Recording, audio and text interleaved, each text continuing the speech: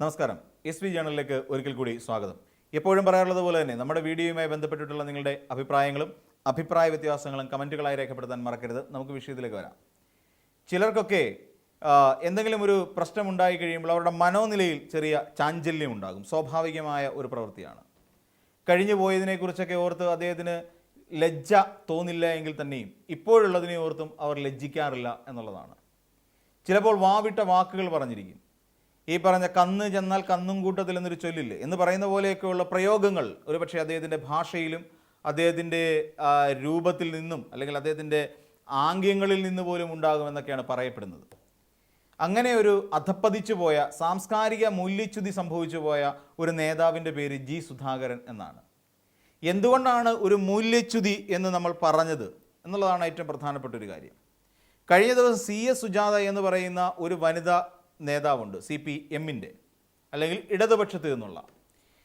ഒരുപക്ഷെ CS സുജാത എന്ന് പറയുന്ന ഒരു നേതാവ് അവരുടെ ആദർശങ്ങളിൽ അടിയുറച്ച് നിന്ന് പ്രവർത്തിച്ചു പോരുന്ന ഒരു നേതാവ് തന്നെയാണ്.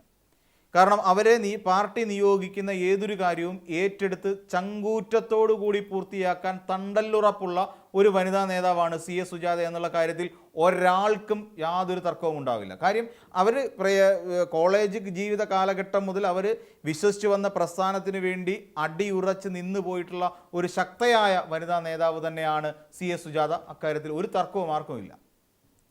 അവർ പല ഘട്ടങ്ങളിൽ തെരഞ്ഞെടുപ്പിൽ മത്സരിക്കുകയും MP ആയി മത്സരിക്കുകയും ഒക്കെ ചെയ്തു. അപ്പോഴെല്ലാം അവരുടെ ഒരു പ്രധാനപ്പെട്ട സവിശേഷതയായി പലപ്പോഴും എല്ലാവരും കണ്ടിട്ടുള്ളത് വസ്ത്രധാരണ രീതിയും അവരുടെ ഒരു ഔട്ട്ലുക്കും ഒക്കെ തന്നെയാണ്. എന്തുകൊണ്ടാണെന്ന് പറഞ്ഞാൽ അവർ യുണീക്കായിട്ട് പലപ്പോഴും നടക്കാറുണ്ട്. അവരെ അനുകരിച്ചുകൊണ്ട് CS സുജാത എന്ന് പറയുന്ന ആ ഒരു രാഷ്ട്രീയ നേതാവിനെ അനുകരിച്ചുകൊണ്ട് ഇടതുപക്ഷത്തേക്ക് എത്തുന്ന പല സ്ത്രീകളും ആ രീതിയിലേക്ക് വേഷത്തിലേക്ക് മാറാറുണ്ട്. കാര്യം ഒരു മാതൃകാപരമായ വേഷവിധാനം തന്നെയാണ് പലപ്പോഴും CS സുജാത എന്ന് പറയുന്ന ഒരു നേതാവ് അനുവർത്തിച്ചു പോരുന്നത്. അത് MP ആയിരിക്കുന്ന കാലഘട്ടത്തിലാണെങ്കിലും അല്ലെങ്കിലും എല്ലാം അങ്ങനെ തന്നെയാണ്. അത് ഒരുപക്ഷെ മാതൃകാപരം എന്ന് തന്നെ പറയേണ്ടി വരും. എന്നാൽ ഈ CS സുജാത എന്ന് പറയുന്ന ഒരു നേതാവിനെ, ഒരു വനിതാ നേതാവിനെ ഇത്രമാത്രം അവഹേളിക്കാൻ മാത്രം ഈ പറയുന്ന ജി സുധാകരൻ എന്ന് പറയുന്ന ഒരു നേതാവ് അധപ്പതിച്ചു പോയോ എന്നുള്ളതാണ് നമ്മുടെ സംശയം. അധപ്പതിച്ചു പോയി. നമുക്കറിയാം, കായംകുളത്തെ പ്രതിഭ എന്ന് പറയുന്ന ഒരു നേതാവിനെ ഒരു വികടനായ ഒരു UDF നേതാവ് വേദിയിൽ കയറിയുന്നുകൊണ്ട് അനാവശ്യം പറഞ്ഞു. വികടൻ എന്ന് തന്നെ പറയേണ്ടി വരും. അനാവശ്യം, അങ്ങേയറ്റത്ത് അനാവശ്യമാണ് പറഞ്ഞത്. ഇതാണ് UDF എന്ന് പറയുന്ന ഒരു മുന്നണിക്ക് സ്ത്രീകളോടുള്ള സമീപനം. അതാണ് ഈ പറയുന്ന വാക്കുകളിലൂടെ പലപ്പോഴും പ്രകടമാകുന്നത്. ഒരുപക്ഷെ ജി സുധാകരൻ എന്ന് പറയുന്ന ഒരു നേതാവിൽ നിന്നും ഒരു കാലഘട്ടം എത്ര ആവശ്യപ്പെട്ടാലും ഉണ്ടാകാത്ത തരം വാക്കുകളാണ് വീണത്. CS സുജാത എന്ന് പറയുന്ന നേതാവ് അവിടെ അമ്പലപ്പുഴയിൽ അവിടെ H സലാമിൻ്റെ പ്രചരണ പരിപാടിയിൽ പങ്കെടുത്തു. തെറ്റൊന്നുമില്ല. കാരണം എന്താ, CS സുജാത എന്ന് പറയുന്ന വനിതാ നേതാവ് ശക്തയായ വനിതാ നേതാവ് തന്നെയാണ് CPM-ലെ. അത്രയും ശക്തരായ നേതാക്കന്മാരും UDF-ൽ ഇല്ലാത്തത് ഇതുപോലുള്ള ഇനങ്ങൾ കൂടെ ഉള്ളത് കൊണ്ടാണ് എന്നുള്ള കാര്യം മറന്നു പോകരുത്. UDF-ലെ ഏതെങ്കിലും നേതാക്കന്മാർക്ക് ഒരു പുനർവിചിന്തനം ഉണ്ടാകട്ടെ എന്ന് കരുതി പറഞ്ഞു പോയതാണ്. ഇത്തരത്തിലുള്ള നേതാക്കന്മാരും മർക്കടമുഷ്ടികളും ഒക്കെ ഉള്ളതുകൊണ്ടാണ് കേരളത്തിലെ കോൺഗ്രസ്സിലുള്ള വനിതാ നേതാക്കന്മാരാരും ഉയർന്നു വരാത്തത്. രാഹുൽ ഗാന്ധി കേരളത്തിൽ വന്നു നിന്നുകൊണ്ട് കേരളത്തിൽ വനിതാ മുഖ്യമന്ത്രി എന്ന് പറയുന്ന സ്വപ്നം കണ്ടാൽ മാത്രം പോരാ. ഇവിടെയുള്ള UDF-ലെ പുരുഷ കേസരികളെ പഠിപ്പിക്കണം. നിങ്ങൾ ഇങ്ങനെ പെരുമാറണം സ്ത്രീകളോട് എന്ന് പഠിപ്പിക്കണം. അതെങ്ങനെ? രാഹുൽ മാങ്കൂട്ടത്തിലെ പോലെയും പ്രശോഭിനെ പോലെയും ഒക്കെ ഉള്ള കുറേ നേതാക്കന്മാരുണ്ടല്ലോ. ഇപ്പോൾ PK ശശിയെ കൂടെ ഏറ്റെടുത്തില്ലേ?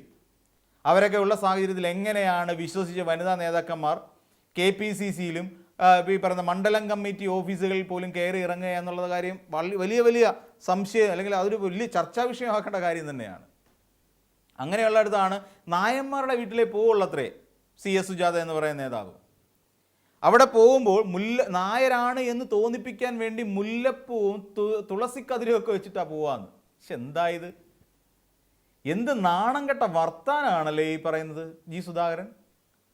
ഒരാൾ കോൺഗ്രസ് ആയിക്കൂ, ആ കോൺഗ്രസ് ആകുന്നതിനോടൊപ്പം തലച്ചോറും അതിനു വേണ്ടി നശിപ്പിക്കരുത് എന്ന് മാത്രമേ പറയാനുള്ളൂ. തലച്ചോറിൽ പോലും വിഷമാക്കരുത്, വിഷലിപ്തമാക്കരുത് തലച്ചോറ്. അതാണ് പറയാനുള്ളത്. അതാണ് ജി സുധാകരനിൽ നിന്നുണ്ടായത്. എത്ര മ്ലേച്ഛമായ പരാമർശങ്ങളാണ് അതെല്ലാം. അതാണ് നേരത്തെ സൂചിപ്പിച്ചത്. ഈ UDF-ലുള്ളവർക്ക് ട്രെയിനിങ് നടത്തണം. സ്ത്രീകളോട് അല്ലെങ്കിൽ വനിതാ നേതാക്കന്മാരോട് എങ്ങനെ മര്യാദക്കിടപഴകണം എന്നുള്ള കാര്യത്തിൽ, അല്ലെങ്കിൽ വനിതാ നേതാക്കന്മാരെ ഏത് രീതിയിൽ പരാമർശിക്കണം എന്ന് പറയുന്ന ഒരു സ്റ്റഡി ക്ലാസ് നടത്തണമെന്നേ.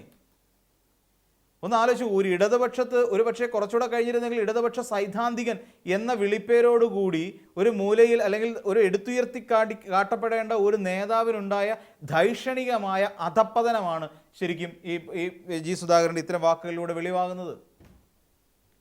എന്നിട്ട് അദ്ദേഹത്തിൻ്റെ ഭുവനേശ്വർ എന്ന് പറയുന്ന അദ്ദേഹത്തിൻ്റെ സഹോദരൻ 60കളിലാണ് എനിക്ക് തോന്നുന്നു, 60 80 മറ്റുമാണ് അദ്ദേഹം രക്തസാക്ഷിത്വം വഹിക്കുന്നത്. ആ കാലഘട്ടത്തിൽ അദ്ദേഹം രക്തസാക്ഷിത്വം വഹിക്കാനുള്ള അല്ലെങ്കിൽ രക്തസാക്ഷിയാകാനുള്ള കാരണക്കാർ CPM ആണെന്നാണ് പറയുന്നത്.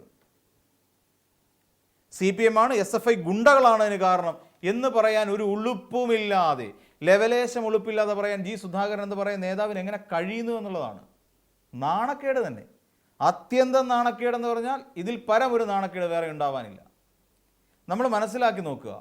ഇവിടെ ഈ പറയുന്ന ജി സുധാകരൻ എന്ന് പറയുന്ന നേതാവ് ഇത്ര കാലം പാർട്ടിക്കുള്ളിൽ നിന്നുകൊണ്ട് പാർട്ടിയുടെ ജില്ലാ സെക്രട്ടറി അടക്കമുള്ള സ്ഥാനങ്ങൾ വഹിക്കുമ്പോഴും മന്ത്രിയാകുമ്പോഴും MLA ആകുമ്പോഴും അന്നൊന്നും ഈ ജി സുധാകരൻ എന്ന് പറയുന്ന നേതാവിന് തോന്നിയിട്ടേ ഇല്ലേ തൻ്റെ സഹോദരനെ കൊലപ്പെടുത്തിയത് ഈ പറയുന്ന CPMകാരാണെന്നും SFIക്കാരാണെന്നും അന്നൊന്നും തോന്നിയിരുന്നില്ലേ?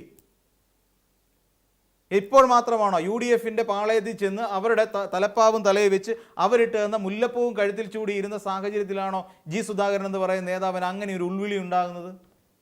ആണോ സഹോദരനെ കൊലപ്പെടുത്തിയത് SFIക്കാരും CPM ക്രിമിനലുകളുമാണ് എന്നുള്ള തോന്നൽ? ഇടയ്ക്ക് എപ്പോഴോ പറഞ്ഞല്ലോ നായർ ഗുണ്ടകളായിരുന്നുവെന്ന്, ഇതും പറഞ്ഞിരുന്നു ഇടയ്ക്ക്. എപ്പോഴാണ് ജി സുധാകരൻ എന്ന് പറയുന്ന ഒരു വ്യക്തിക്ക് ഈ രീതിയിലുള്ള ധൈഷണികമായ അധപ്പതനം ഉണ്ടായതെന്ന് മാത്രം മനസ്സിലാവുന്നില്ല. ഇങ്ങനെയൊക്കെയാണോ ഒരു തെരഞ്ഞെടുപ്പിനെ അഭിമുഖീകരിക്കാൻ വേണ്ടിയിട്ട് ഇരിക്കുന്ന സാഹചര്യത്തിൽ ഒരു ഏറ്റവും മുതിർന്ന നേതാവെന്ന് വിളിക്കാൻ കഴിയുന്ന ഒരാൾ പെരുമാറേണ്ടത്? ഒരാളെ പരാജയപ്പെടുത്താൻ വേണ്ടിയിട്ടും ഒരാളെ സമൂഹത്തിൽ താറടിച്ച് കാണിക്കാൻ വേണ്ടിയിട്ടും ഇത്രയും നികൃഷ്ടമായ വാക്കുകൾ ഒരിക്കലും ഉപയോഗിക്കാൻ പാടില്ല എന്നുള്ള കാര്യം ജി സുധാകരൻ എന്ന് പറയുന്ന നേതാവിന് ആദ്യം കോൺഗ്രസ് നേതാക്കന്മാർ ക്ലാസ് എടുക്കണമായിരുന്നു. അതെങ്ങനെയാ കായംകുളത്തുള്ള ഒരുത്തൻ കാണിച്ചു കൂട്ടിയത് നമ്മുടെ മുന്നിൽ ഒരു ഇതില്ലേ? തോൽക്കാൻ പോകുന്ന ഒരു നേതാവാണ് M. ലിജു എന്നുള്ള കാര്യം കായംകുളത്തുള്ള എല്ലാവർക്കും അറിയാം. ആ ഒരു സാഹചര്യത്തിൽ പോലും അതിനോട് പോലും നീതി പുലർത്താത്ത രീതിയിൽ ആ തോൽവിയെ ഒന്നുകൂടെ കുറച്ചുകൂടെ അതിൻ്റെ ആഴം കൂട്ടുക അല്ലെങ്കിൽ ആ ആഘാതം കുറച്ചുകൂടെ വർദ്ധിപ്പിക്കാൻ വേണ്ടിയിട്ടാണോ പ്രതിഭയ്ക്കെതിരായി ഈ രീതിയിൽ ആ UDF നേതാവ് പരാമർശം നടത്തിയത്?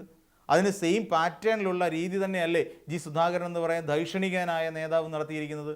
അപ്പം ഇങ്ങനെയൊക്കെയാണ് ഒരുപക്ഷെ UDF എന്ന് പറയുന്ന മുന്നണിയുടെ പിൻബലം അല്ലെങ്കിൽ പിന്തുണ കിട്ടിയാൽ പോലും ഒരു മനുഷ്യൻ്റെ തലച്ചോറിലുണ്ടാകാവുന്ന രാസമാറ്റത്തിൻ്റെ ഒടുവിലത്തെ ഉദാഹരണമായി തന്നെ ജി സുധാകരനെ നമുക്ക് കാണാൻ കഴിയും എന്നുള്ളതാണ് വസ്തുത. അപ്പോൾ മറ്റൊരു വീഡിയോയുമായി നമുക്ക് വീണ്ടും കാണാം.